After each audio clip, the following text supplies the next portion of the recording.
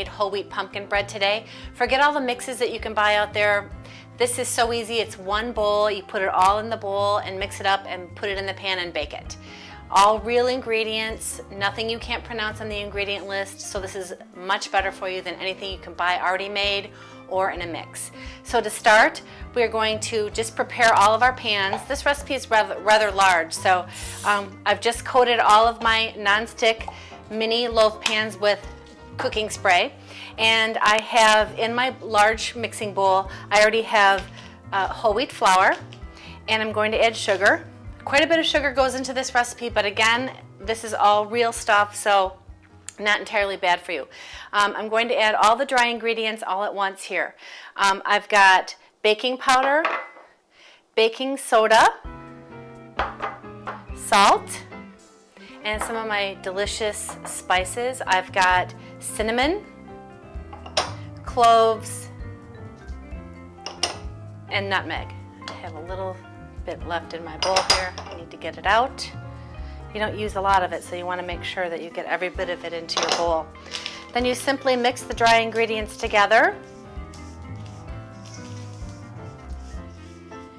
I love using these small baking pans. Number one, they bake a lot quicker than a large loaf pan. They only take about 30 minutes, which is less than half the time, and so you don't have to have your oven on for an hour and a half to make your bread. Plus, the longer that the large loaf pan bakes, it has a tendency to get a little dried out, and this is very, very moist. All right, so to this, then we're going to add all of our wet ingredients. I'm going to make a well, so you just make a little divot in all of your dry ingredients, and then you add all of the wet ingredients into the well, and it'll make for much easier mixing. I need 4 eggs. With eggs, you want to, whoopsie, it's a shell. You want to add 1 egg at a time. This way, if you run into a bad egg, you can just pitch it and you would not have contaminated your entire recipe or the other eggs that you've broken into the same dish.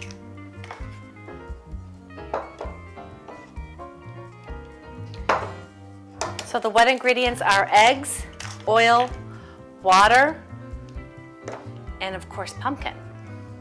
Here's the oil, and then we'll add the pumpkin all at once.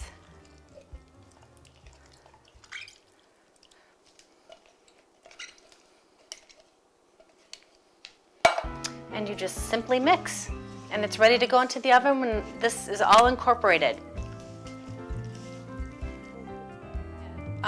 The batter is completely mixed together and incorporated, so I'm just going to fill 8 mini loaf pans evenly. Okay, they're ready to go in the oven.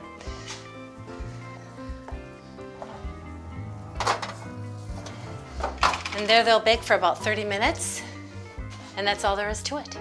Pumpkin bread is done. Just going to remove each loaf from the oven.